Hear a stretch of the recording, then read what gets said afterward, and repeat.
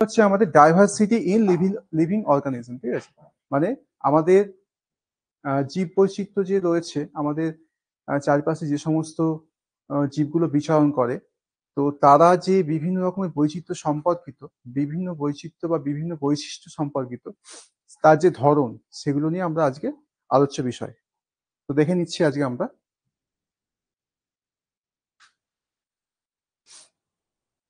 প্রথমে আমরা আসছি বায়োডাইভার্সিটি, ঠিক আছে? বায়োডাইভার্সিটি অর্থ হচ্ছে জীব বৈচিত্র্য।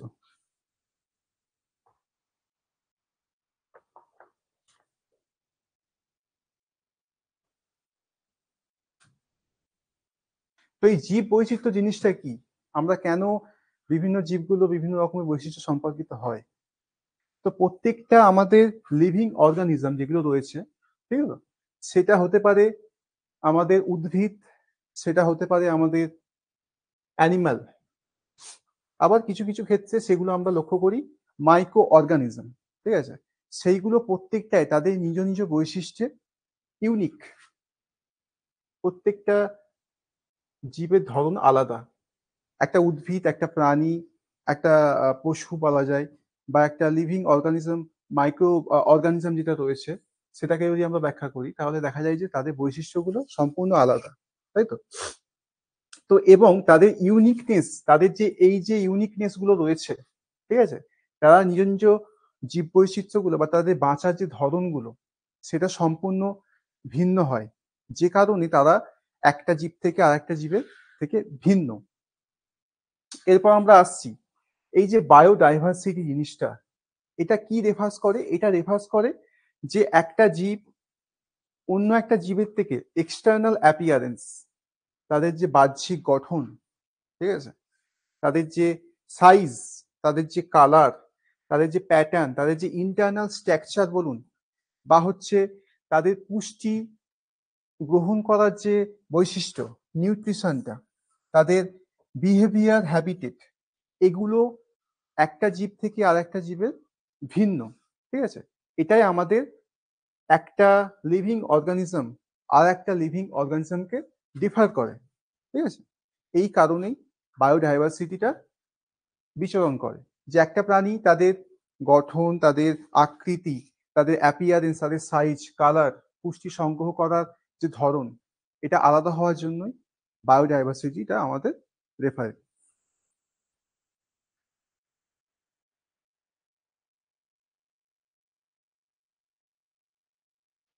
এবার একটা জীব তো মানে একটা লিভিং অর্গানিজম যদি বলা যায়, সে লিভিং অর্গানিজম তো তার যে আকৃতি, তার যে গঠন, তার যে রং, যেহেতু একটা জীব থেকে আরেকটা জীবে ভিন্ন হওয়ার কারণে আমরা কি করব, তাদেরকে তো বিভিন্ন গোত্রে, বিভিন্ন ফ্যামিলিতে তাদেরকে আমরা আইডেন্টিফাই করব, তাদেরকে আমরা শনাক্তকরণ করব, তাদেরকে আমরা নাম দেবো। এই যে পুরো এন্টায়ার প্রসেস, ঠিক আছে, জীববিদ্যার যে শাখায় আমরা জীবগুলোকে নামকরণ করতে পারি, জীবগুলোকে একটা শ্রেণীবিন্যাস করতে পারি এবং শনাক্তকরণ করতে পারি, এই যে এন্টায়ার আমাদের যে বিদ্যা বা আমাদের যে ধারা, এই জিনিসটাকে আমরা কি বলি? ট্যাক্সোনমি বলি। তো এই ট্যাক্সোনমি তাহলে আমরা কিভাবে বিচার করব? মেনলি আমরা তিনটে জিনিসের উপর ফোকাস করব। একটা হচ্ছে আমাদের প্রথমে হচ্ছে নাম, মানে শনাক্তকরণ করব তাদের বৈশিষ্ট্যগুলো কি রকম ধরনের আছে, ঠিক আছে? প্রথমে হচ্ছে আমরা আইডেন্টিফাই করব। ফার্স্ট আইডেন্টিফাই, সেটা উদ্ভিদ না প্রাণী, তারা কিরকম গোত্রে বিলংস করে, ঠিক আছে? স্টেপ বাই স্টেপ আমরা আসছি। তো প্রথমে আমরা কি করছি? প্রথমে আমরা জীবটাকে শনাক্তকরণ করছি, আইডেন্টিফাই করছি। এরপরে হচ্ছে আমাদের আসবো নামকরণ করব, ঠিক আছে? নামকরণ করার পরে আমরা কি করব? তাদেরকে বিভিন্ন রকম ক্লাসিফিকেশনে হেল্প করব বা ক্লাসিফাই করব, ঠিক আছে? এই যে এন্টায়ার প্রসেসটা, সেটা হচ্ছে আমাদের ট্যাক্সোনমি বলছি। এই ট্যাক্সোনমি আমি পরবর্তীতে চলে আসছি। এই ট্যাক্সোনমি জনক বলা হয় যে কার্লাস লিনিয়াসকে, কারণ তিনি প্রথম এই ট্যাক্সোনমির যে ধ্যান ধারণা, এটা নিয়ে প্রথম ব্যাখ্যা দিয়েছিলেন, প্রথম দ্বিপদ নামকরণ করেছিলেন, ক্লাসিফিকেশন করেছিলেন, ঠিক আছে? এই ক্লাসিফিকেশন আমরা আসছি, পরবর্তী সাইটগুলোতে চলে আসছি, সেখানে আরো বিস্তারিত বলা আছে। এটা নিয়ে আমরা আলোচনা করেছি অলরেডি। যে যদি আমরা একটা সাধারণ উদ্ভিদ হোক বা প্রাণী হোক, একটা সাধারণ যদি আমরা নাম দিয়ে দিই, সেই সাধারণ নামটা অন্য একটা উদ্ভিদের ক্ষেত্রেও থাকতে পারে, অন্য একটা প্রাণীর ক্ষেত্রেও থাকতে পারে। কিন্তু এই ডিসঅ্যাডভান্টেজ অফ কমন নেমস যদি একই নাম হয়ে যায় তাহলে তা অবশ্যই আমাদের ডিসঅ্যাডভান্টেজ রয়েছে। সেই ডিসঅ্যাডভান্টেজ গুলো কি হতে পারে? আমরা একটার পর একটা দেখে নিচ্ছি। যে সেম অর্গানিজম একটা রিজিয়নে সেম অর্গানিজম থাকতেই পারে। ঠিক আছে? সরি, আমি লেখাটা এখানে বলা আছে যে same organism vary from region to region. ঠিক আছে? বিভিন্ন রিজিয়নে একই নামের বিভিন্ন রকমের প্রাণী বা উদ্ভিদ থাকতে পারে। ঠিক আছে? এরপরে আমরা চলে আসছি, this names are not understood elsewhere. এই নামটা অন্য কোথাও আমরা ব্যবহার করতে পারি না, যেহেতু একই নাম তো অসুবিধা হয়। এরপরে আমরা চলে আসছি যে সেম কমন নামগুলো, ঠিক আছে, সেটা বিভিন্ন প্রকারের না হওয়ার কারণে সেটা পশুরও হতে পারে, সেটা প্ল্যান্টেরও হতে পারে। যদি আমাদের সেম নাম বা সেম নেম বা কমন নেম আমরা রাখি, সেক্ষেত্রে দেখা যায় যে কি হয়, আমাদের এগুলো ডিসঅ্যাডভান্টেজের আমরা সম্মুখীন হই। আচ্ছা, যেমন একটা এক্সাম্পল এখানে দিচ্ছি আমি, সেটা হচ্ছে এখানে একটা বলা আছে কেঞ্চুয়া। এই কেঞ্চুয়া নামটা বোথ আর্থওয়ার্মের ক্ষেত্রেও ব্যবহৃত হয় এবং অ্যাসকারিসের ক্ষেত্রেও ব্যবহৃত হয়। তো যে কারণে যেহেতু এটা কমন নেমস হয়ে যাচ্ছে, সে কারণে আমাদের এটা ডিফাইন করতে অসুবিধা হয়। ওকে, এবার লাস্ট এটা আমরা রয়েছে যে the name may change and don't apply universally. এই কেঞ্চুয়া নামটা ইউনিভার্সালি আমরা ব্যবহার করতে পারি না, যেহেতু এটা আমরা একটা এক্সাম্পল দিয়ে দেখালাম, অ্যাসকারিস এবং আর্থওয়ার্ম বোথ দুজনের ক্ষেত্রেই এটা ব্যবহৃত হচ্ছে, তো এটাকে আমরা ইউজ করতে পারছি না। এটা একটা ডিসঅ্যাডভান্টেজের জায়গায় আমরা রাখছি। এরপরে চলে আসছি আমরা নোমেনক্লেচার। নোমেনক্লেচার জিনিসটা কি? নোমেনক্লেচার মানে হচ্ছে নামকরণ, দ্বিপদ নামকরণ। দ্বিপদ নামকরণের অনেক ভালো অ্যাডভান্টেজ অবশ্যই রয়েছে। এখানে আমরা কি লেখা আছে দেখে নিতে পারি যে in biology every organism is given to proper names. ঠিক আছে? একটা প্রাণী হতে পারে, উদ্ভিদ হতে পারে, যে কোনো কিছু হতে পারে, সেক্ষেত্রে আমরা একটা প্রপার নাম দেবো। ঠিক আছে? এবং দুটো নাম হবে এখানে, দুটো নাম হবে। কি কি নাম হবে? প্রথমটা হচ্ছে জেনাস। ঠিক আছে? গণ, জেনাসের অর্থ হচ্ছে গণ। আর পরেরটা হচ্ছে আমাদের স্পিসিস হবে, মানে প্রজাতি।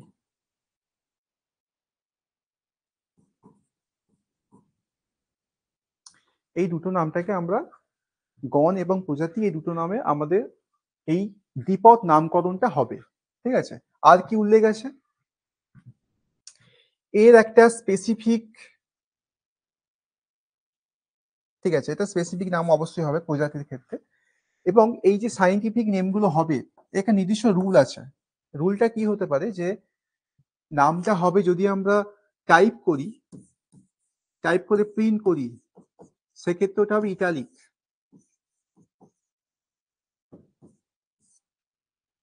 ঠিক আছে? প্রথম যেটা আমরা লিখছি গণ বা জেনাস, এটা হবে ক্যাপিটাল। এটা হচ্ছে সায়েন্টিফিক নেম লেখার নিয়ম। ওকে, আর পরেরটা হবে স্মল এ। ঠিক আছে? যদি আমরা এটাকে খাতায় লিখি, মানে প্রিন্ট করি, প্রিন্ট যদি আমরা না করি, প্রিন্ট করলে তো এটাকে ইটালিক হিসেবে লিখতে হবে। যদি আমরা প্রিন্ট না করি তাহলে এটাকে আন্ডারলাইন করতে হবে। ঠিক আছে? অবশ্যই একটা আন্ডারলাইন করতে হবে।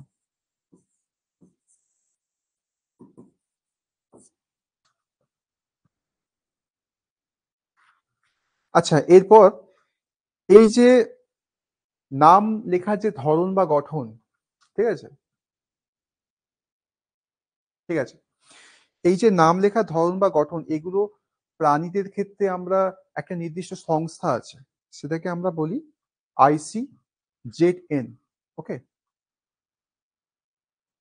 এই সংস্থা আমাদের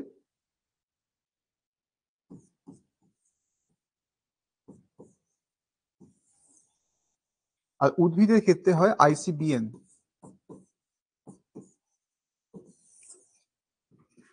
ICZN এর কথা ফুল ফর্ম হচ্ছে international code of geological nomenclature, আর ICBN এর ফুল ফর্ম হচ্ছে international code of botanical nomenclature. Botanical মানে হচ্ছে উদ্ভিদের নামকরণের ক্ষেত্রে আমরা ব্যবহৃত করব বা উদ্ভিদের নামকরণের ক্ষেত্রে প্রয়োজনীয় সংস্থা, আর ICZN হচ্ছে যে প্রাণীদের নামকরণের ক্ষেত্রে প্রয়োজনীয় সংস্থা।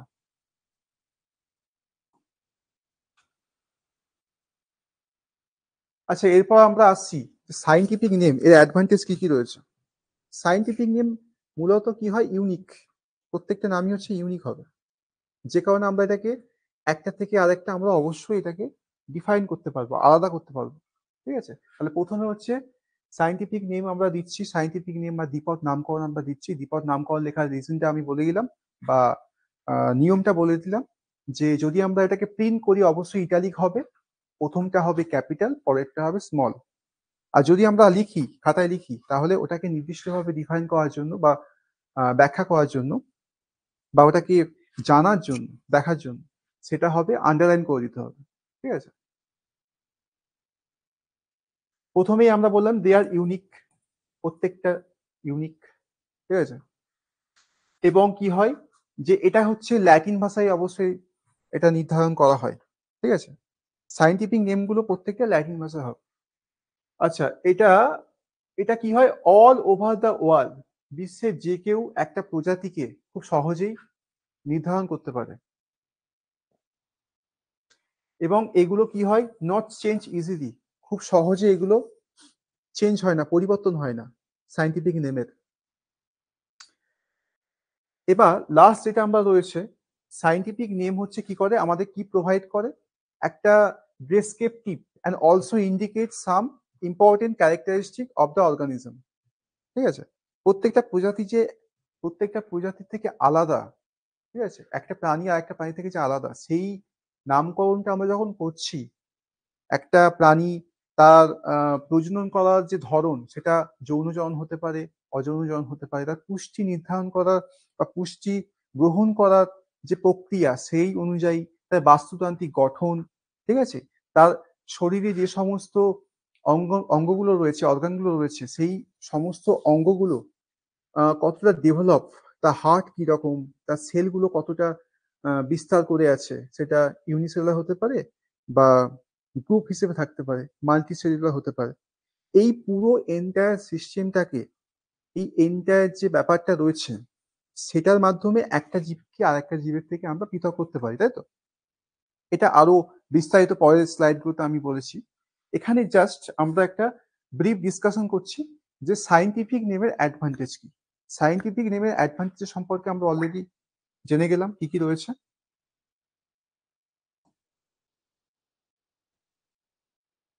How to right scientific name, মানে এই স্লাইডটা আসার আগে আমি অলরেডি একটা সুন্দর ডিসকাশন করে নিয়েছি। তবু যেহেতু এই স্লাইডটা এসেছে, আমরা একটা ছোট্ট করে দেখে নিই কি কি আলোচনা করলাম, সাইন্টিফিক নেম দেখার রিজনটা কি বা নিয়মটা কি রয়েছে। প্রথমে আমরা দেখে নেবো যে এটা হবে ল্যাটিন ল্যাঙ্গুয়েজ, প্রত্যেকটা নামই হবে ল্যাটিন ল্যাঙ্গুয়েজ। প্রথমে যে নামটা শুরু হবে সেটা হবে জেনাস দিয়ে স্টার্ট হবে, যেটা হবে ক্যাপিটাল। জেনাস মানে হচ্ছে গণ, ঠিক আছে, আমরা আসছি আরো বিস্তারিত জানছি। আর শেষেরটা হবে স্মল লেটারে, যেটা হবে স্পিসিস, ওই নির্দিষ্ট প্রাণীটার বা উদ্ভিদটার তার যে প্রজাতি রয়েছে, কেন আমি ওটাকে ডিফাইন করব, কেন ওটা আমি কেন আমি ওটাকে একটা জীব থেকে আরেকটা জীবে আলাদা করব, তার নিশ্চয়ই নির্দিষ্ট কোনো ব্যাখ্যা রয়েছে, তার নিশ্চয়ই নির্দিষ্ট কোনো বৈশিষ্ট্য অন্য জীবের থেকে আলাদা, তাই আমরা এটাকে ডিফাইন করতে পারছি। ঠিক আছে, এরপরে আসছি আমরা যে সাইন্টিফিক নেমগুলো, এই আমি বললাম একটু আগে, সাইন্টিফিক নেমগুলো প্রত্যেকটা হবে ইটালিক। ঠিক আছে, যখন এটাকে প্রিন্ট করা হবে, মোস্ট ইম্পর্টেন্ট, এবং যখন এগুলো হ্যান্ড রিটেন হবে, সেগুলো হবে আন্ডারলাইন। ঠিক আছে, সাপোজ এখানে আমি লিখছি, ঠিক আছে, প্যান্থেরালিও, প্যান্থেরালিও,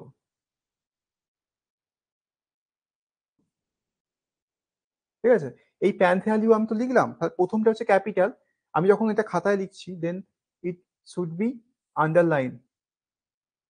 ঠিক আছে, তাহলে এটা কার সাইন্টিফিক নেম? এটা হচ্ছে আমাদের লায়নের, সিংহের সাইন্টিফিক নেম। ঠিক আছে, এবার যখন এটা আমাদের প্রিন্ট হবে তখন হবে ওটা ইটালিক স্টাইলে, একটু কাত হয়ে যাবে।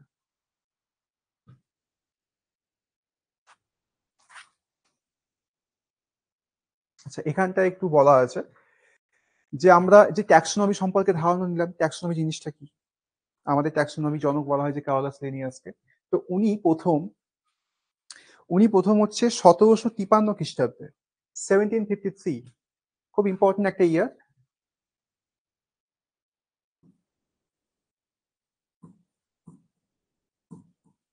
সতেরোশো তিপান্ন খ্রিস্টাব্দে উনি প্রথম ওনার যে বই রয়েছে, ঠিক আছে, স্পিসিস প্ল্যান্টেরা, ঠিক আছে, এই স্পিসিস প্ল্যান্টেরাম, এই যে গ্রন্থ, এখানে তিনি অলমোস্ট 5900টি উদ্ভিদের নাম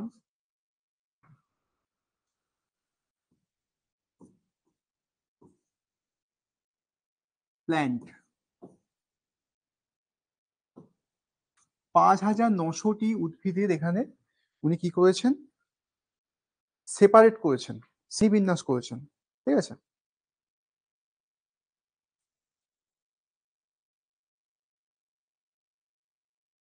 এটা হচ্ছে 1753 খ্রিস্টাব্দে, ইন দ্য ইয়ার 1753। এরপরে উনি কি করেছেন, এই স্পিসিস প্ল্যান্টেরাম, এই বইটাতে এতগুলো উদ্ভিদকে উনি বাছাই করেছেন, শর্ট আউট করেছেন।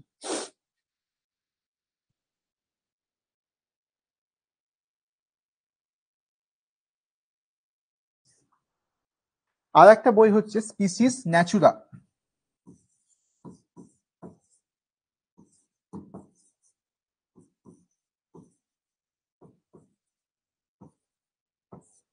এই বইটাতে তিনি কি করেছেন, অলমোস্ট 4200টি অ্যানিম্যাল বা পশুর উনি কি করেছেন, ভাগ করেছেন। উনি কত সালে করেছেন, এটা হচ্ছে 1753-তে করেছেন, আর এটা হচ্ছে 1758-এ।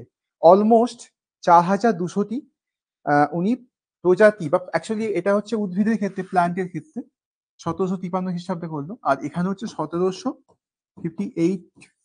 এই বছরে উনি কি করলেন, স্পিসিস ন্যাচুরা নামে যে বইটি প্রচলন করলেন, সেখানে 4200টি প্রজাতি প্রাণী, অ্যানিম্যালস, ঠিক আছে, ব্যাখ্যা করলেন।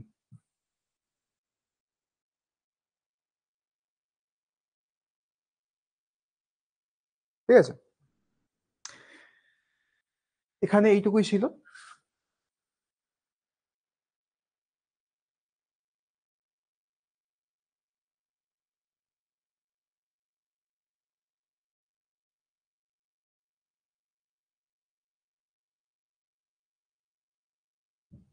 চলে গেল।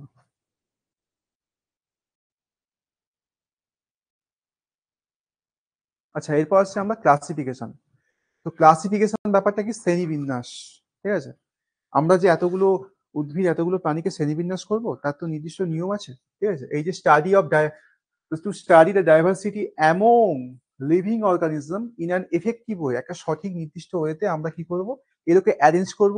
বিভিন্ন প্রকারের উদ্ভিদ হতে পারে, বিভিন্ন প্রকারের প্রাণী হতে পারে। ঠিক আছে, এই যে একটা সিস্টেমেটিক ম্যানার, একটা নির্দিষ্ট ধরন, সেটাকে আমরা কি বলছি, ক্লাসিফিকেশন। ক্লাসিফিকেশন বেসিক্যালি আমাদের কি হিসেবে আমরা সেটাকে বিচার করব, তার তো একটা নির্দিষ্ট ধারা থাকবে। আমরা অলরেডি সেগুলোকে ব্যাখ্যা করেছি, আরো কিছু স্লাইডে এগুলো উল্লেখ করা আছে, আমরা দেখে নেবো সেগুলো। ঠিক আছে,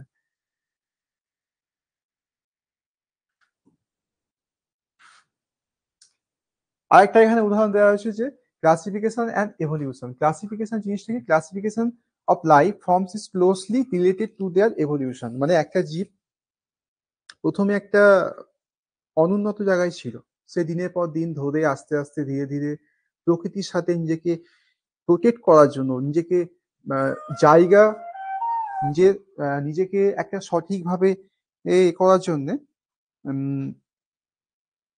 নিজেকে বাঁচিয়ে রাখার জন্য, প্রকৃতির সঙ্গে লড়াই করে দিনের পর দিন ধরে নিজেকে বাঁচিয়ে রাখার জন্য তার শারীরিক গঠন, তার শারীরিক যে সমস্ত অর্গানগুলো রয়েছে, তার যে চারিত্রিক গঠন রয়েছে, তার পুষ্টি গ্রহণ করার যে ক্ষমতা, সেগুলো কি হয়েছে দিনের পর দিন ধরে আরো উন্নত হয়েছে। এটাকে আমরা কি বলছি? এভলিউশন বলছি। ঠিক আছে? এভলিউশনের ব্যাখ্যা আমাদের কে দিয়েছিলেন? চার্লস ডারউইন দিয়েছিলেন তার যে অরিজিন অফ স্পিসিস বইটাতে।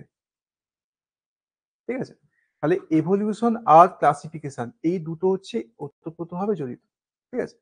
আজকে একটা জীব একরকম আছে, 100 বছর পরে যদি সেই জীবটার একটু বিচার বা তার যদি চারিত্রিক গঠন একটু উন্নত হয়, তাহলে আমরা সেগুলোকে কি বলতে পারবো? তার কিছুটা উন্নতি সাধন হলে, তার চারিত্রিক গঠন হলে, মানে উন্নতি সাধন হলে, তাহলে সেটা এভলিউশন হবে। ঠিক আছে? তখন আমরা সেটাকে আরো অন্যান্য জীবের সাথে কম্পেয়ার করে ওটাকে আরো অন্যান্য ভাবে শ্রেণীবিন্যাস বা ক্লাসিফিকেশন করতে পারবো।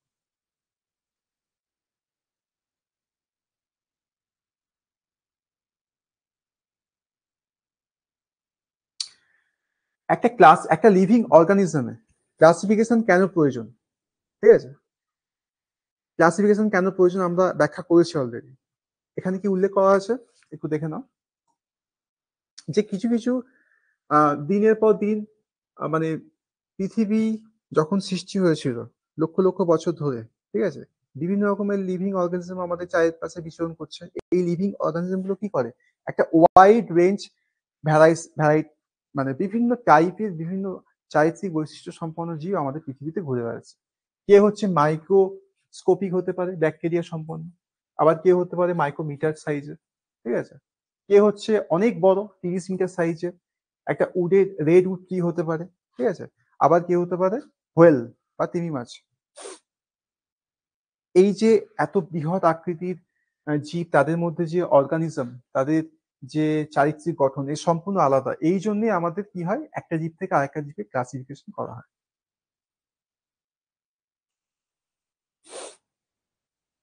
এবার কিসের ভিত্তিতে আমরা একটা জীবকে ক্লাসিফিকেশন করব? আমরা অলরেডি জেনেছি, আর একবার রিভিশন করে নিচ্ছি। প্রথমে হচ্ছে দেখব, খুব ইম্পর্টেন্ট নোট করবে, যে ওই জীবটাতে কি রকম কোষ রয়েছে, প্রোক্যারিওটিক না ইউক্যারিওটিক সেল।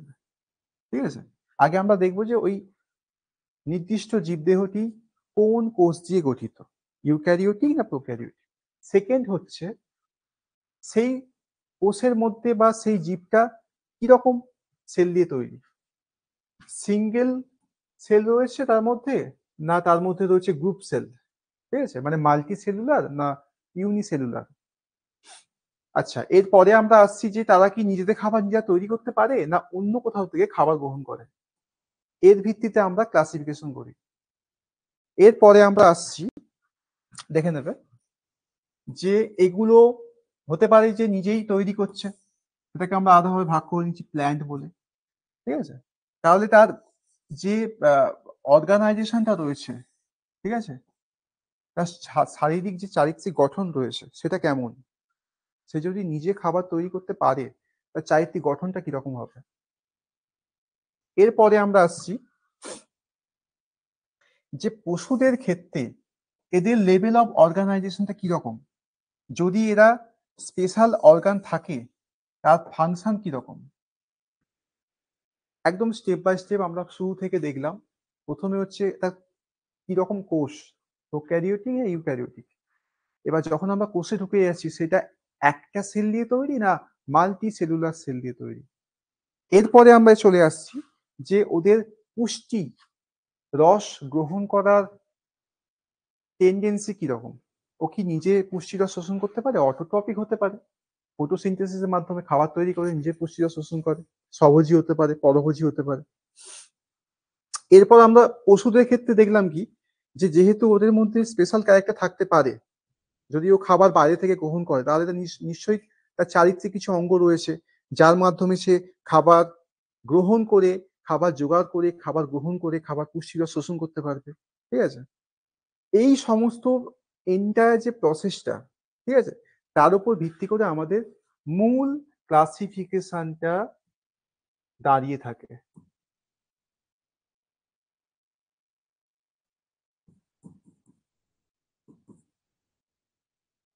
ঠিক আছে?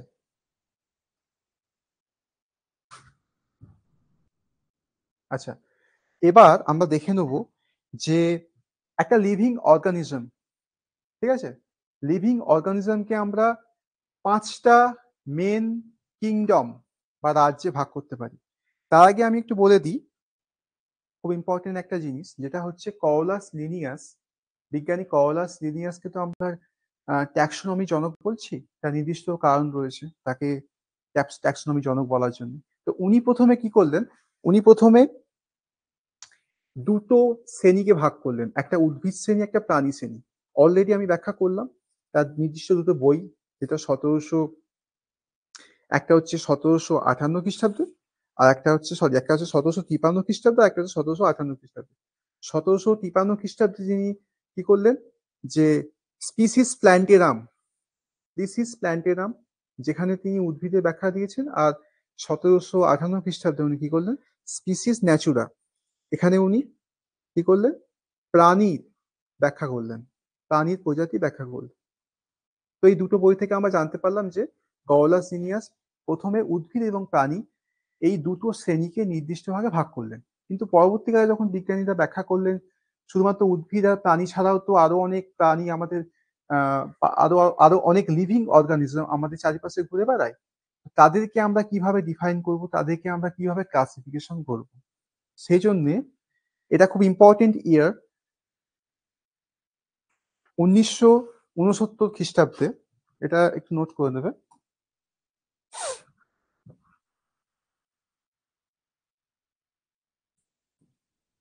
প্রথমে লিখে নাও যে লিনিয়াস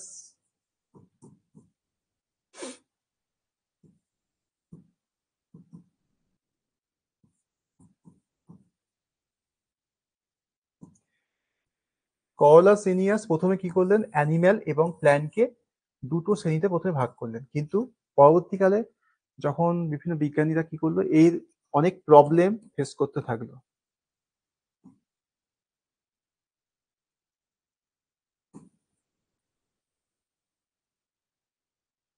এরপরে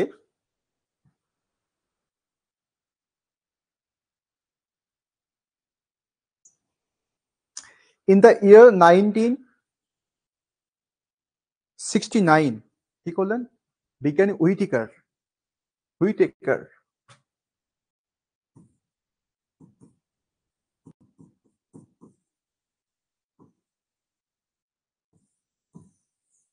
বাংলা লিখে দিচ্ছি,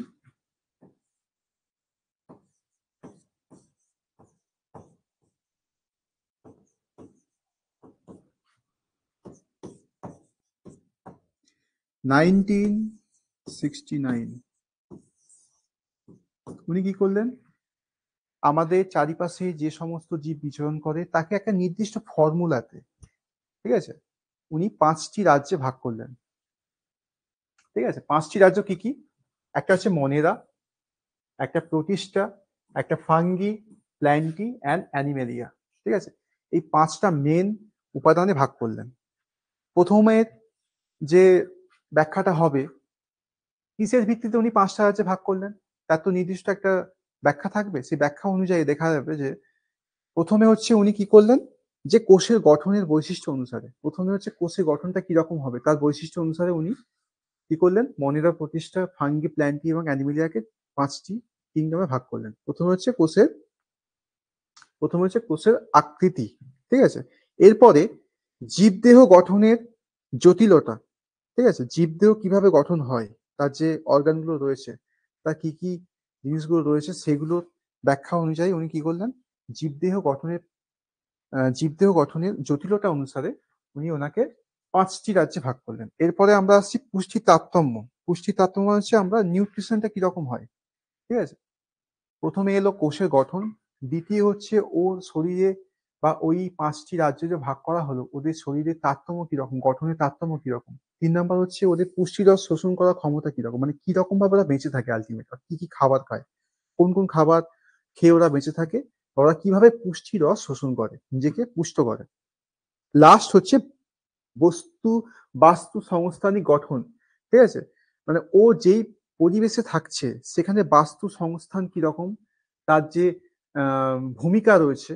এই যে 5টা জায়গা, 5টা যে উপাদান বা 5টা যে কিংডমে আমরা ভাগ করলাম, বিজ্ঞানী হুইটেকার ভাগ করলেন, ও ওই 5টা কিংডমের মধ্যে সাপোজ যদি মনেরা ধরা হয় বা প্রতিষ্ঠা ধরা হয় বা ফাঙ্গি ধরা হয় বা প্ল্যান্টি বা অ্যানিমিলিয়া ধরা হয়, তো ওরা কোন বাস্তুতান্ত্রিক সংগঠন বা কোন বাস্তুতান্ত্রিক জায়গাতে ওরা থাকে এবং সেখানে ওদের ভূমিকাটা কি। তাহলে এই মেন 4টে উপাদানের উপর ভিত্তি করে আমাদের বিজ্ঞানী হুইটেকার 1969 খ্রিস্টাব্দে 1969 বিজ্ঞানী হুইটেকার কি করলেন, 5 কিংডম, ঠিক আছে, 5 কিংডমস অফ লাইফ, এটা আমাদের ভাগ করলেন।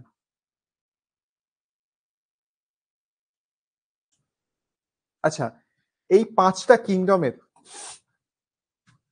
এই যে 5টা কিংডম হলো আমাদের, এই 5টা কিংডমকে আবার কি করা যায়, ফার্থার পরবর্তীকালে আমাদের আরো smaller sub group, sub group মানে হচ্ছে আমরা যে 5টাকে ভাগ করলাম কি অনুযায়ী ভাগ করলাম, ঠিক আছে, সেই যে সাব গ্রুপ যদি আমরা দেখি, সেই সাব গ্রুপের প্রথমেই হচ্ছে আমাদের কিংডম থাকছে, রাজ্য থাকছে, তারপর ফাইলাম, ঠিক আছে, ফাইলাম মানে প্ল্যান্টের ক্ষেত্রে হচ্ছে আমরা ফাইলাম বলছি, কিংডম মানে রাজ্য, ঠিক আছে। এরপর হচ্ছে আমাদের ফাইলাম হচ্ছে, ফাইলাম হচ্ছে প্ল্যান্টের ক্ষেত্রে, ওকে, প্ল্যান্টের ক্ষেত্রে ফাইলাম, আর অ্যানিমালের ক্ষেত্রে ডিভিশন বলছি আমরা এটাকে, ঠিক আছে, খুবই সিম্পল একটা। ফাইলাম মানে হচ্ছে অ্যাকচুয়ালি এখানে আমরা যদি বলি পর্ব, প্রথমে হলো আমাদের রাজ্য, প্রথমে রাজ্য, তারপরে হলো আমাদের পর্ব, এরপরে হচ্ছে আমাদের ক্লাস, ক্লাস মানে হচ্ছে শ্রেণী, ঠিক আছে, প্রথমে এলো রাজ্য, তারপর হলো পর্ব, তারপর শ্রেণী, এরপর হচ্ছে আমাদের অর্ডার, অর্ডার মানে হচ্ছে এখানে বর্গ, ঠিক আছে, অর্ডার হচ্ছে এখানে বর্গ,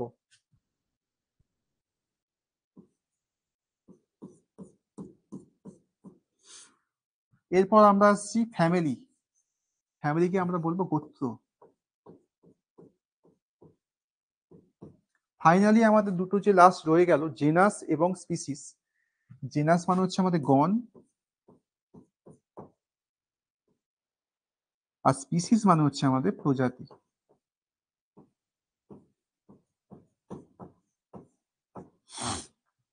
সাইন্টিফিক নাম লেখার যে ধরন বা নাম লেখার যে স্টাইল বলা যায় বা নিয়ম বলা যায়, বেসিক্যালি আমরা এই দুটো জিনিস নিয়ে আলোচনা করি, জেনাস এবং স্পিসিসটাকেই আমরা গুরুত্ব দিই,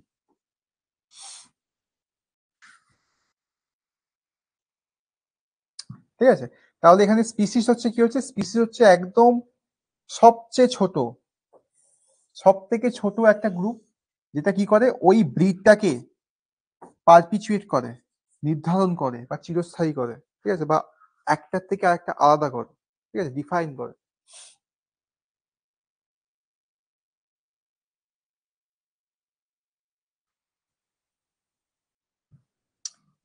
আমরা কি জানলাম, এই যে 5টা কিংডম আমরা এখানে আলোচনা করছি, বিজ্ঞানী হুইটেকার 1969 খ্রিস্টাব্দে আমাদের প্রথম ব্যাখ্যা দিলেন যে 5টা রাজ্য, ঠিক আছে, এই 5টা রাজ্য কিভাবে এলো বা কিসের ভিত্তিতে আমরা করব, যদি আমরা দেখে নিই এখানে প্রথমে একটা অর্গানিজম, ঠিক আছে, আমরা কোনো কিছু বিষয়ে জানছি, তো প্রথমে হচ্ছে আমরা এই লিভিং অর্গানিজম হলো, এটা প্রথমে দেখতে হবে যে প্রোক্যারিওটিক, প্রোক্যারিওটস বা ইউক্যারিওটস, এটা আদিকোষ আর এটা হচ্ছে একটু ডেভেলপ, ঠিক আছে, এই দুটো শ্রেণীতে আমরা প্রথমে ভাগ করব, ঠিক আছে। এরপরে আসছি আমরা যে এই যদি ইউক্যারিওট হয় এটা তো এককোষী হতে পারে, অনেক কোষী হতে পারে, বহু কোষী হতে পারে, মাল্টি সেলুলার, আর এখানে আমরা ইউনিসেলুলার একটা। এই প্রথমে আমরা যদি দেখি একটা অর্গানিজমকে ভাগ করে আমরা প্রোক্যারিওটিকে পেয়েছি মনেরা, এই শ্রেণীটাকে বা এই রাজ্যটাকে পেয়েছি মনেরা রাজ্য, যে হচ্ছে আদি, আদি কোষ, মানে যার মধ্যে আমরা যখন সেল পড়িয়েছিলাম বলছিলাম কোনটা আদি কোষ কোনটা নতুন কোষ, ইউক্যারিওটিক কোষ, একটা আদি কোষে কি কি ব্যাখ্যা থাকতে পারে, তার মধ্যে কি কি গুণ সম্পন্ন থাকে, একদম সিম্পল থাকে, নিউক্লিয়াস নাই নেই বললেই চলে, ঠিক আছে। আরো যে সমস্ত জিনিসপত্রগুলো আছে আমি পরে ব্যাখ্যা আসছি একদম স্পেশালাইজ ভাবে মনিরা সম্পর্কে, তার আগে আমরা জেনে নিচ্ছি যে ভাগের মধ্যে কি কি রয়েছে। তাহলে আমরা প্রথমে ভাগ করলাম ফার্স্ট প্রোক্যারিওট থেকে, প্রোক্যারিওট এবং ইউক্যারিওটে ভাগ করলাম, যার মধ্যে প্রোক্যারিওটে আছে আমাদের মনেরাটা, ঠিক আছে। এরপর যখন আমরা ইউক্যারিওটে আসছি, আমরা এককোষী এবং বহুকোষীর মধ্যে পাচ্ছি, প্রথমে হচ্ছে এককোষীর মধ্যে প্রতিষ্ঠা পাচ্ছি, আর বহুকোষীর মধ্যে যেটা পাচ্ছি সেটা হচ্ছে, সেটাকে ভাগ করে নিচ্ছি আমরা, ঠিক আছে। এই যে প্রতিষ্ঠা এলো, এই যে প্রতিষ্ঠাটা আমরা এখানে ইউনিসেলুলার হিসেবে পেলাম, এই প্রতিষ্ঠার মধ্যে আবার ভাগ পেয়ে যাচ্ছি যে with cell wall. Cell wall কাদের মধ্যে রয়েছে, মানে কোষ প্রাচীর, কোষ প্রাচীর কাদের মধ্যে রয়েছে, আর যাদের মধ্যে সেল ওয়াল রয়েছে তার দিকে আমরা কি বলবো, এগুলো বেসিক্যালি আমাদের কি আসছে, প্ল্যান্টের মধ্যে আসছে। কিন্তু প্ল্যান্ট হিসেবে যদি আমি ব্যাখ্যা করি, প্ল্যান্টই তো থাকবে। এই যে সেল ওয়াল উইথ সেল ওয়াল, তার মধ্যে থাকছে যে কারা ফটোসিনথেসিস করতে পারে। ফটোসিনথেসিস মানে সালোক সংশ্লেষে সক্ষম যারা, ঠিক আছে, যারা নিজেদের খাদ্য, যারা সূর্য থেকে রশ্মি গ্রহণ করে, বাতাস থেকে আমাদের কার্বন ডাই অক্সাইডের সাহায্যে এবং মাটি থেকে পুষ্টিরস বা জল শোষণ করে, খনিজ লবণ শোষণ করে তার উদ্ভিদ তার পাতায় যে খাদ্য উপাদান গ্রহণ করতে পারে বা তৈরি করতে পারে, সেটাকে আমরা বলছি ফটোসিনথেসিস। কিন্তু এখানে আমাদের দেখতে হবে যে সেল ওয়াল থাকলেই তো হবে না, কোষ প্রাচীর থাকলেই যে আমরা উদ্ভিদ সেলগুলোতে বেসিক্যালি আমাদের কি থাকে, প্ল্যান্ট সেলগুলোতে কোষ প্রাচীর থাকে। এবার কোষ প্রাচীর হিসেবে যদি আমরা ব্রেক করি, যে কোষ প্রাচীর যাদের রয়েছে তাদের মধ্যে কারা ফটোসিনথেসিস করতে পারে আর কারা ফটোসিনথেসিস করতে পারে না, এই দুজনকে আমরা ডিফাইন করলাম, ভাগ করলাম, ঠিক আছে, ডিফারেন্সিয়েট করলাম। ডিফারেন্সিয়েট করতে আমরা দেখতে পাচ্ছি যে যারা ফটোসিনথেসিস করতে পারে না তাদের মধ্যে কে থাকছে, ফাঙ্গি থাকছে, ছত্রাক জাতীয় যে সমস্ত উদ্ভিদ বা জীবদেহ রয়েছে। আমরা এটাকে স্পেশালাইজ ভাবে ব্যাখ্যা করবো নেক্সট স্লাইডে, তার আগে আমরা এখানে জাস্ট ব্যাখ্যাটা দেখে নিচ্ছি। এরপরে আসছি আমরা কি, যারা ফটোসিনথেসিস করতে পারে, এরা এন্টায়ার জিনিসটা হচ্ছে আমাদের প্ল্যান্টের মধ্যে উপাদান থাকছে।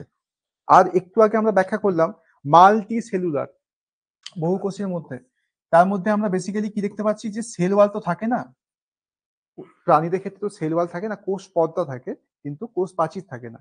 তো সেই হিসেবে ব্যাখ্যা করলে আমরা এখানে এন্টার অ্যানিমেলিয়ার মধ্যে আরো ভাগ পেয়ে যাব, ঠিক আছে। এরপরে আমরা যেটা আসবো সেটা বেশি ইম্পর্টেন্ট, তার আগে আমরা একটা এন্টায়ার ডিসকাশন করে ফেললাম, ঠিক আছে। আশা করি তোমরা খুব ভালোভাবে বুঝতে পেরেছো। ক্লাসের মধ্যে যারা আছো তারা কি আমার ভয়েস শুনতে পাচ্ছ তো? কেউ একজন মেসেজ করো তো।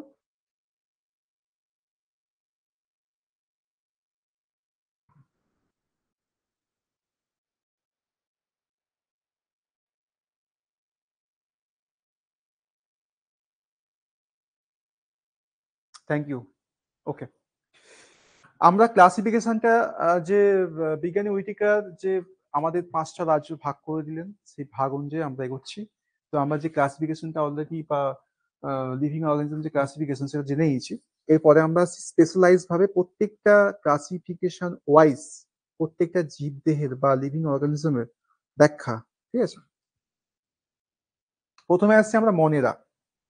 মনেরা এটা কি হচ্ছে, এটা হচ্ছে বেসিক্যালি আমাদের কি কোষ, প্রথমে আমরা ব্যাখ্যা করলাম এটা প্রোক্যারিওটিক কোষ। দেখো উল্লেখ করা আছে, তোমরা ছোট ছোট নোট ডাউন করে নাও, যে মনেরা বলে লিখো, মনেরা বলে লিখে ওখানে জাস্ট, আমি অত্যন্ত শর্টেস্ট ওয়েতে এটাকে বানানো হয়েছে, তোমাদের খুব হেল্পফুল হবে। মনেরা বলে যেখানে লিখছো সেখানে লিখে রাখো যে এটা বেসিক্যালি ইউক্যারিওটে, বা আগের যে ছকটা, সেই ছকটা যদি তোমরা লিখে নিতে পারো তাহলে আরো বেস্ট হতো, ঠিক আছে। জাস্ট শর্ট নোট হিসেবে তোমরা নোট করে রাখো যে মনেরা হচ্ছে মোস্টলি প্রোক্যারিওটিক্স এবং এটা হচ্ছে ইউনিসেলুলার, ঠিক আছে। এর মধ্যে একটা মাত্র কোষ আছে। এরা কি করে, এদের মধ্যে কোনো ডিফিনাইট নিউক্লিয়াস নেই, ঠিক আছে, এদের মধ্যে কোনো নির্দিষ্ট নিউক্লিয়াস নেই। নিউক্লিয়াস না থাকার কারণে এরা, এদের মধ্যে যে গুণ সম্পর্ক গুণগুলো রয়েছে সেগুলো কি হয়, ব্যাখ্যা বা সেগুলো বাইরের দিকে আসে না আর কি। একটা মানুষের ব্রেন যদি হ্যাং হয়ে থাকে বা ডিসেবল হয়ে থাকে, ঠিক আছে, মানে যদি সচল না হয়, তাহলে সেই জীবদেহের মধ্যে বা সেই মানুষটার মধ্যে সঠিকভাবে কোনো কিছু বিচার ব্যাখ্যা বা কোনো কিছু সে করতে পারে না। সেরকম ভাবে যদি একটা সেলের নিউক্লিয়াসই না থাকে, নিউক্লিয়াসটা একটা মানুষের ব্রেন বলা যায়, তাহলে তার মধ্যে চারিত্রিক গঠন বা অন্যান্য যে সমস্ত উপাদানগুলো রয়েছে সে করতে সক্ষম নয়। তো এই মনেরা জীবটা বেসিক্যালি, ও যেহেতু প্রোক্যারিওটিক, দেখেই বোঝা যাচ্ছে যে আদি কোষ, ওর মধ্যে কিছুই নেই, এবং ইউনিসেলুলার, এর নির্দিষ্ট কোনো আমাদের নিউক্লিয়াস নেই, এবং এদের মধ্যে কি আছে, may not have sell wall. Cell ওয়াল না থাকার কারণে এগুলোকে আমরা উদ্ভিদের জায়গাতে ফেলছি না, এটাকে আমরা মনের জায়গাতে ফেলছি। ঠিক আছে, এদের যে মোড অফ নিউট্রিশন, এটা কি হচ্ছে অটোট্রপিক অর হেটারোট্রপিক। এখানে একটা জিনিস ভালো করে নোট করে নাও তোমরা, যে এখানে পুষ্টিরস শোষণ করার বিচারে অটোট্রপিক বলছি আমরা, অটোট্রপিক। এ কি করে, অটোট্রপিক পদ্ধতিতে পুষ্টিরস শোষণ করে। অটোট্রপিক মানে হচ্ছে স্বভোজী, ঠিক আছে, নিজে নিজের পুষ্টিরস শোষণ করতে পারে। এবং হেটারোট্রপিক, হেটারোট্রপিকের মধ্যে অনেকগুলো পার্ট রয়েছে। হেটারোট্রপিক মানে হচ্ছে পরভোজী, ঠিক আছে, মানে অন্যের উপর ডিপেন্ডেবল। এখানে মৃতভোজী হতে পারে, ঠিক আছে, মিথজীবী হতে পারে। তো এখানে দেখা যাচ্ছে যে এদের যে পুষ্টিরস শোষণ করার পদ্ধতি সেটা হচ্ছে অটোট্রপিক এবং হেটারোট্রপিক। এদের মধ্যে উদাহরণ যদি আমি আসি, কি আসবো, প্রথমে আছে ব্যাকটেরিয়া, ব্লু গ্রিন অ্যালগি, নীলাভ সবুজ শৈবাল, সায়ানোব্যাকটেরিয়া, মাইক্রোপ্লাজমা, এইগুলো আমাদের এখানে আছে। ঠিক আছে, আশা করি এই মনেরা জিনিসটা তোমাদের কাছে খুব সুন্দরভাবে ক্লিয়ার হয়ে গেছে।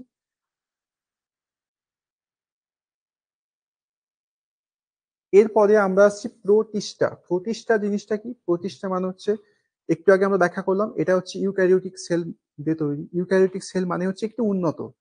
তো এরা হচ্ছে এক কোষের মধ্যে ইউনিসেলুলার দিয়ে তৈরি। ঠিক আছে, ইউক্যারিওটিক, ইউনিসেলুলার, এবং এরা বেশিরভাগ কোথায় থাকে, অ্যাকোয়াটিক হয়, মানে জলে বসবাস করে। মানে এরা জলই হচ্ছে ওয়ান কাইন্ড অফ জীবন, জল ছাড়া বাঁচতে পারে না। ঠিক আছে, এবং এদের মধ্যে কি থাকে, সিলিয়া এবং ফ্লাজেলা থাকে। সিলিয়া এবং ফ্লাজেলা কি করে, ওদেরকে এক স্থান থেকে অন্য স্থানে বিচরণে সাহায্য করে। সিলিয়া এবং ফ্লাজেলা এদের কি করে, এক জায়গা থেকে অন্য জায়গাতে বিচরণ করতে সাহায্য করে। আর এদের যে নিউট্রিশন, এদের যে পুষ্টিরস শোষণ করার ক্ষমতা, সেটা হচ্ছে অটোট্রপিকও হতে পারে এবং হেটারোট্রপিকও হতে পারে। যেটা একটু আগে আমি বললাম, স্বভোজীও হতে পারে এবং পরভোজীও হতে পারে। ওকে, এদের মধ্যে নাম উদাহরণ হিসেবে কি আসছে আমাদের, অ্যালগি, ডায়াটমস, ঠিক আছে, প্রোটোজোয়া, এগুলো আমাদের এক্সাম্পল।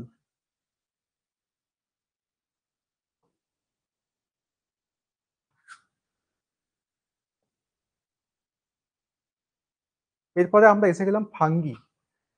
ঠিক আছে, ফাঙ্গি মানে হচ্ছে আমাদের ছত্রাক শ্রেণী যে সমস্ত জীবদেহ রয়েছে, সেগুলো আমরা ফাঙ্গি জায়গাতে রাখবো।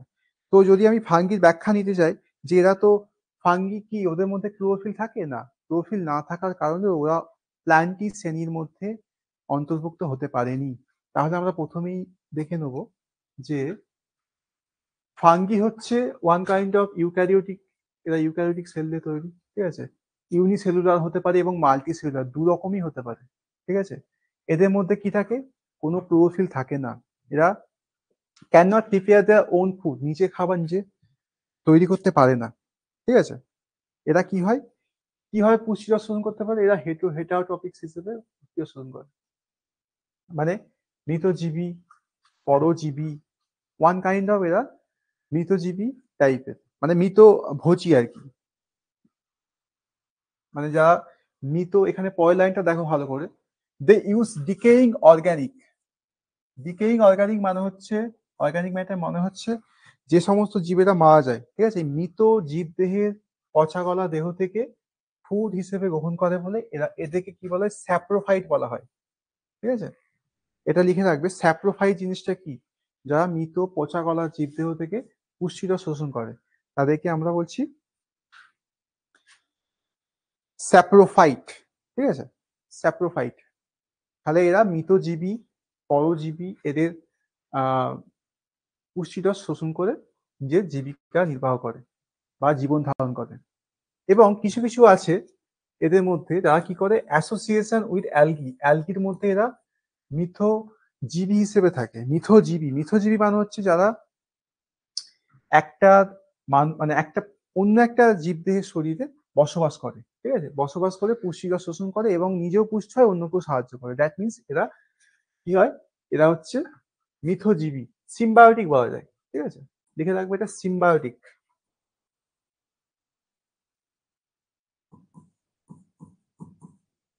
সিম্বায়োটিক পুষ্টি। এদেরকে বলা হয় লিচেন্স। এই যে লিচেন যে উদাহরণটা আছে, এরা কি হচ্ছে, অ্যালগি শরীরে বসবাস করছে, মিথজীবী হিসেবে থাকছে। ঠিক আছে, এদের উদাহরণ কি কি রয়েছে, উদাহরণ হচ্ছে আমাদের ইস্ট রয়েছে, পেনিসিলিয়াম রয়েছে, অ্যাগারিকাস রয়েছে, লিচেন রয়েছে, এরা হচ্ছে আমাদের উদাহরণ। ফাঙ্গি।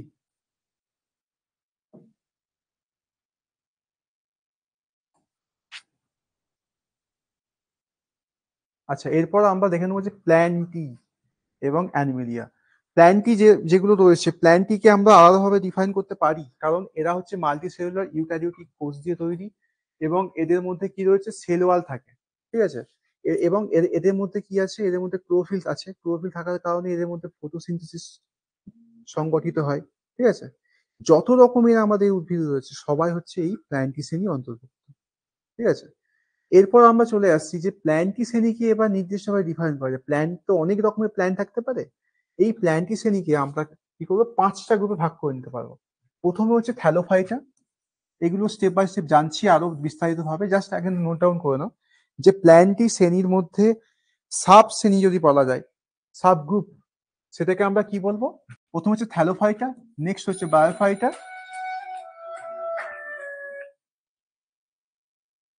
এরপর হচ্ছে টেরিডোফাইটা, এরপর জিমনোস্পার্ম, আর লাস্ট হচ্ছে অ্যাঞ্জিওস্পার্ম। এই 5টি মেন সাব গ্রুপ হচ্ছে আমাদের প্ল্যান্টি শ্রেণীর মধ্যে রয়েছে, ঠিক আছে। থ্যালোফাইটা, ব্রায়োফাইটা, টেরিডোফাইটা, জিমনোস্পার্ম আর অ্যাঞ্জিওস্পার্ম। আর এখানে যদি আমি অ্যানিম্যাল সম্পর্কে জানবো, আজকে আমাদের ক্লাসটা যেহেতু এই শ্রেণীবিন্যাস বা ক্লাসিফিকেশনটা একটু লম্বা, একটু বৃহৎ চ্যাপ্টার, তো আমি কি করেছি, আমার কাছে পুরোটা রেডি করা আছে। আজকে ক্লাসটা বেসিক্যালি আমরা প্ল্যান্টি সম্পর্কেই, মানে প্ল্যান্টের যে লাস্ট পার্ট রয়েছে অ্যাঞ্জিওস্পার্ম, এখান অবধি আমরা বিস্তারিত জানবো। নেক্সট ক্লাসে আমরা অ্যানিমেলের আরো বিস্তারিত জেনে নেব। তার আগে আমরা জাস্ট জেনে নিচ্ছি যে অ্যানিমেলদের মধ্যে যে সমস্ত, অ্যানিমালিয়ার মধ্যে যেগুলো রয়েছে, এদের এদের মধ্যে কি রয়েছে, যে এরা মাল্টি সেলুলার হবে, ইউক্যারিওটিক হবে, উইদাউট ক্লোরোফিল থাকবে, মানে উদ্ভিদের মধ্যে একমাত্র ক্লোরোফিল দেখতে পাওয়া যায়, যেটাকে ভাগ করে নিতে পারি। প্রাণীর মধ্যে তো আর ক্লোরোফিল দেখতে পাওয়া যায় না, ঠিক আছে। এদের মধ্যে কি আছে, কি কি নেই, ক্লোরোফিলও নেই, সেল ওয়ালও নেই, ঠিক আছে। এটা হচ্ছে প্ল্যান্ট থেকে অ্যানিমালকে খুব সহজেই ডিফারেন্সিয়েট করে। আর এরা হচ্ছে প্রত্যেকেই হেটারোট্রপস, মানে পরভোজী, প্রত্যেকেই অন্যান্য জীবদেহের ওপর নির্ভরশীল, খাদ্য গ্রহণ ওরা নিজেরা তৈরি করতে পারে না, অন্য জীবদেহের ওপর ডিপেন্ডেবল, ঠিক আছে। এদেরকে আমরা নির্দিষ্টভাবে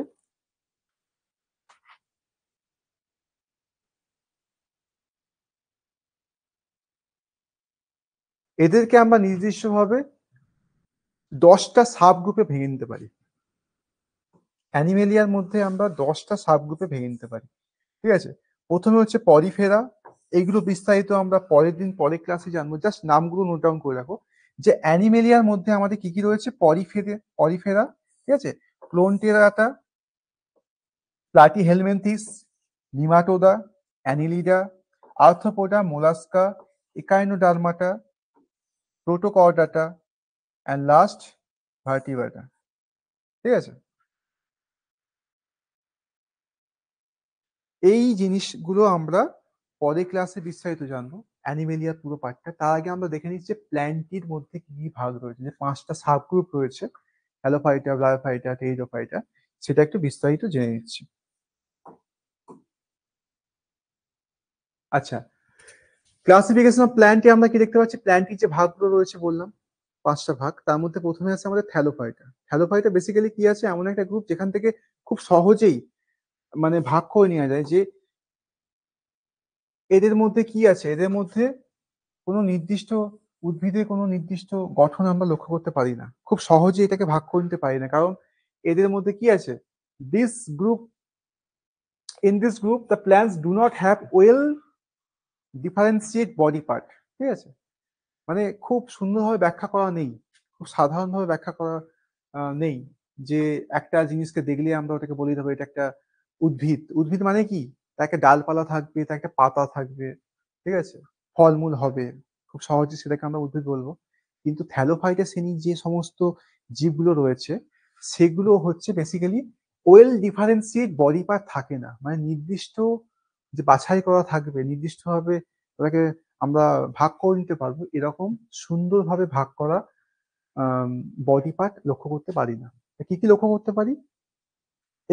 এরা হচ্ছে বেসিক্যালি অ্যালগি প্রকৃতির হয়। এরা কোথায় থাকে? বেশিরভাগ জলে থাকে। ঠিক আছে? দে আর মোস্টলি অ্যাকোয়াটিক। এবং এর উদাহরণ যদি আমি বলি, তাহলে এরা কি হবে? স্পাইরোগাইরা এখানে উল্লেখ করতে পারি। ঠিক আছে? ইউলোথ্রিক্স উল্লেখ করতে পারি। ঠিক আছে? কারা উল্লেখ করতে পারি। এইগুলো হচ্ছে আমাদের যে ব্যাখ্যাটা করলাম থ্যালোফাইটার মধ্যে আসছে। এরপর আমরা আসছি কি? ব্রায়োফাইটা। খুব ইজি। যে প্রথমে আমরা দেখলাম যে থ্যালোফাইটার মধ্যে দেখলাম যে ওরা বেশিরভাগই জলে বসবাস করে এবং ওর মধ্যে কোনো নির্দিষ্টভাবে ব্যাখ্যা নেই। মানে একটা উদ্ভিদের ব্যাখ্যা নেই। ওর মধ্যে কোনো পাতা নেই, না আছে কাণ্ড, না কোনো কিছু নির্দিষ্টভাবে ব্যাখ্যা করা নেই। এবার এরপর যখন আসি একটু একটু উন্নত, মানে থ্যালোফাইটার থেকে একটু উন্নত, তাহলে ব্রায়োফাইটাকে আমরা কি করতে পারি? ডিফারেন্সিয়েট করতে পারি কি হিসেবে? একটা হচ্ছে কাণ্ড আর একটা হচ্ছে পাতা। এই দুটো স্ট্রাকচারে আমরা এটাকে ভাগ করতে পারি। ঠিক আছে? আর কিন্তু কোনো স্পেশালাইজড স্ট্রাকচার নেই। এর মধ্যে কোনো স্পেশালাইজড স্ট্রাকচারই নেই।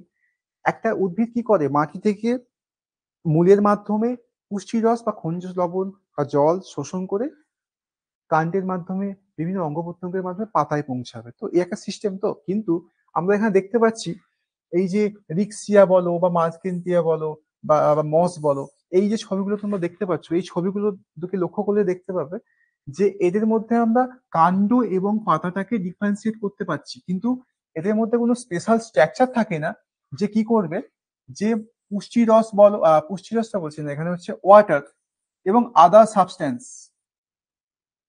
পুষ্টিরসই বলা যায় বা খনিজ লবণ বলা যায়, এগুলো কি করে? একটা পার্ট থেকে অন্য একটা পার্টে পৌঁছে দেবে। এই যে সিস্টেমটা, এই সিস্টেমটা এই শ্রেণীর উদ্ভিদের মধ্যে বা এই শ্রেণীর জীবের মধ্যে, উদ্ভিদ তো বলবো না এটাকে, উদ্ভিদের অন্তর্গত, বাট প্রপার ডেফিনিশন আমাদের কাছে নেই। তো যে কারণে আমরা ওটাকে ক্লাসিফাই হিসেবে করতে পারছি না। তো ব্রায়োফাইটার জীবদেহটাকে আমরা কি বলবো বেসিক্যালি?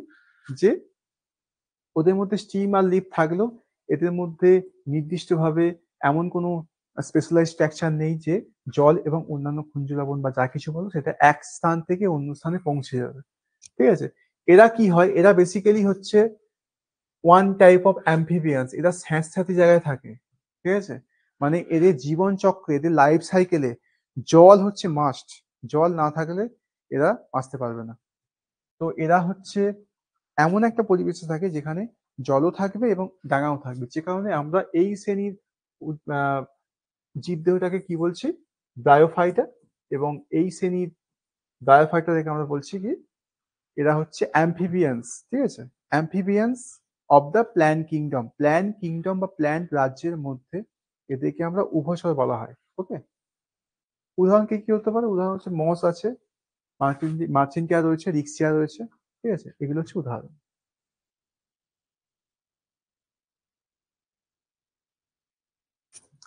এরপর আমরা আসছি টেরিডোফাইটা। আস্তে আস্তে ডেভেলপ হয়ে এবার আমরা পৌঁছে গেছি টেরিডোফাইটা পর্বে। টেরিডোফাইটা হচ্ছে এমন একটা গ্রুপ যেখানে কি হয়? এদের দিকে আমরা ডিফারেন্সিয়েট করতে পারি কিসের মাধ্যমে? খুব সহজে ডিফারেন্সিয়েট করতে পারি মূল, স্টিম এবং পাতা হিসেবে।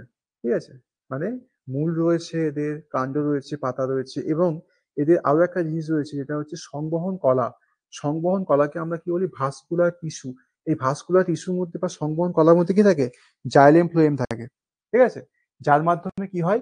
পুষ্টিরস শোষণ করে এক জায়গা থেকে অন্য একটা জায়গাতে পৌঁছে যায়। মানে ওই স্পেসিফিক প্ল্যান্ট কিংডমের অন্তর্গত টেরিডোফাইটা জাতীয় যে সমস্ত জীবদেহ রয়েছে বা উদ্ভিদ রয়েছে, সেগুলো হচ্ছে এক জায়গা থেকে অন্য জায়গাতে ভাস্কুলার টিস্যুর মাধ্যমে ওদের জল এবং অন্যান্য সাবস্ট্যান্স গুলোকে বিভিন্ন পার্টে পৌঁছে দিতে পারে। ঠিক আছে? এই স্যাঁতস্যাঁতে এরাও ওয়ান কাইন্ড অফ ওই স্যাঁতস্যাঁতে জায়গাতেই থাকে। ঠিক আছে? আর একটা জিনিস উল্লেখ করবে এখানে হচ্ছে মূল ঠিক বলা যাবে না, মানে গুচ্ছাকারে রাইজোমও থাকে। মূল তো আছেই, এর সাথে কি থাকে? রাইজোম থাকে।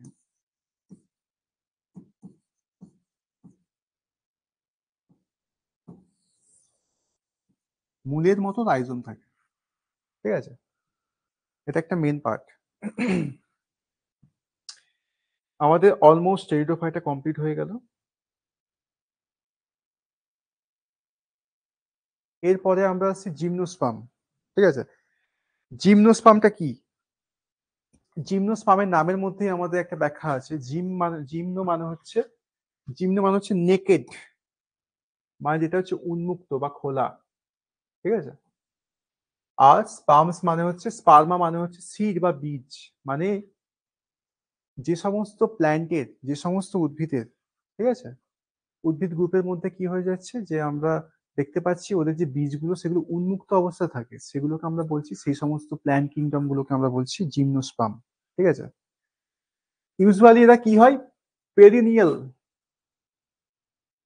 এভারগ্রিন এবং উডি হয়। পেরিনিয়াল মানে হচ্ছে চিরহরিৎ,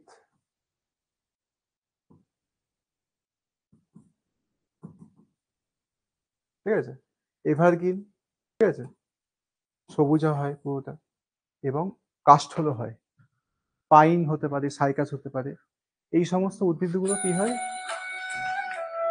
এই সমস্ত উদ্ভিদগুলো বা এই সমস্ত প্ল্যান্টের অন্তর্গত উদ্ভিদগুলোকে আমরা জিমনোস্পার্ম বলছি, যাদের মধ্যে কি দেখতে পাই আমরা, ওপেন বা নেকেড সিড, যেটা আমরা লক্ষ্য করি সেটার মাধ্যমে।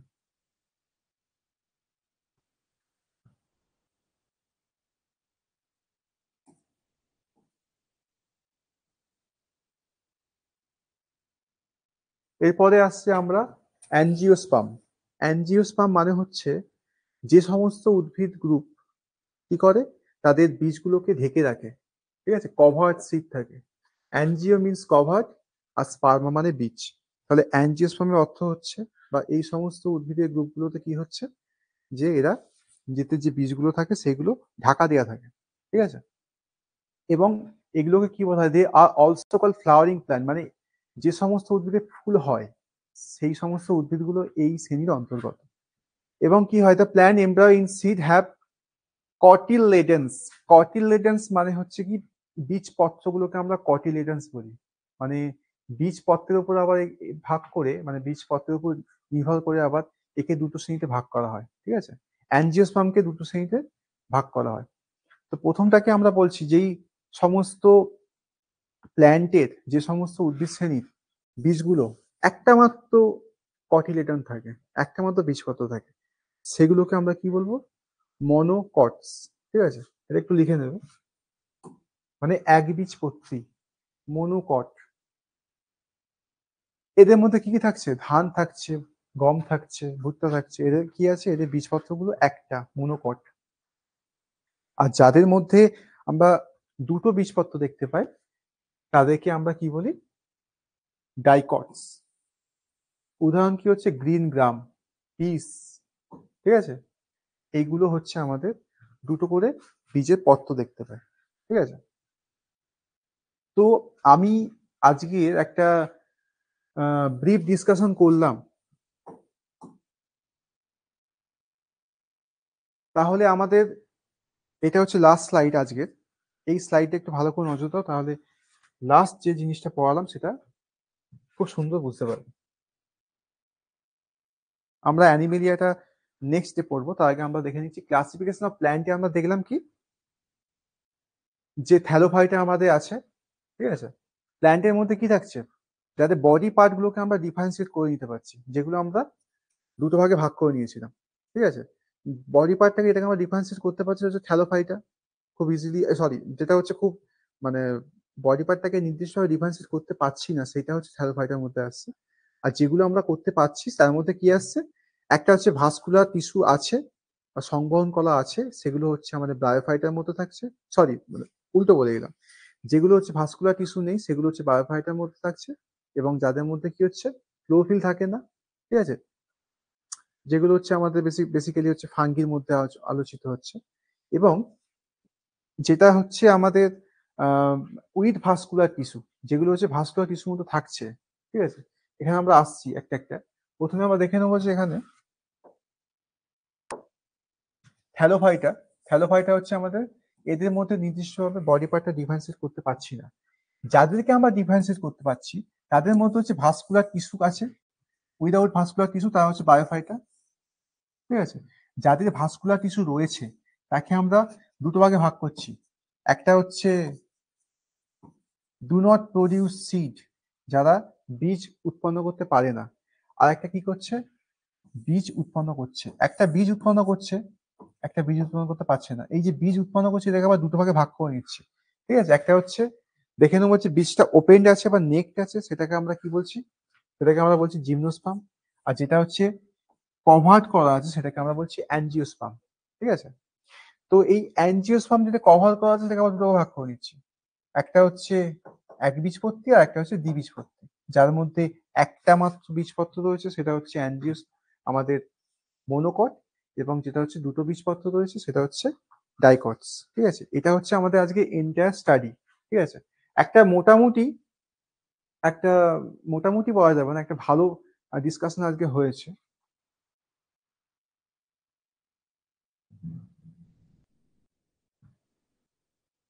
অ্যানিম্যালিয়াটা আজকে আমরা পড়িয়ে দিতে পারতাম, কিন্তু যেহেতু ক্লাসিফিকেশনটা একটা খুব একটা বড় চ্যাপ্টার, অনেকগুলো ভাগ রয়েছে, তাদের চারিত্রিক গঠন, তাদের শনাক্তকরণ বলো, বা হচ্ছে তাদের যে আকৃতি, তাদের যে কাজ, তাদের পুষ্টিরস শোষণ করার যে ধরন, এই ধরনের উপর ডিপেন্ড করে আমরা তো প্রত্যেকটা জীবকে ডিফারেন্সিয়েট করলাম একটা থেকে আরেকটা।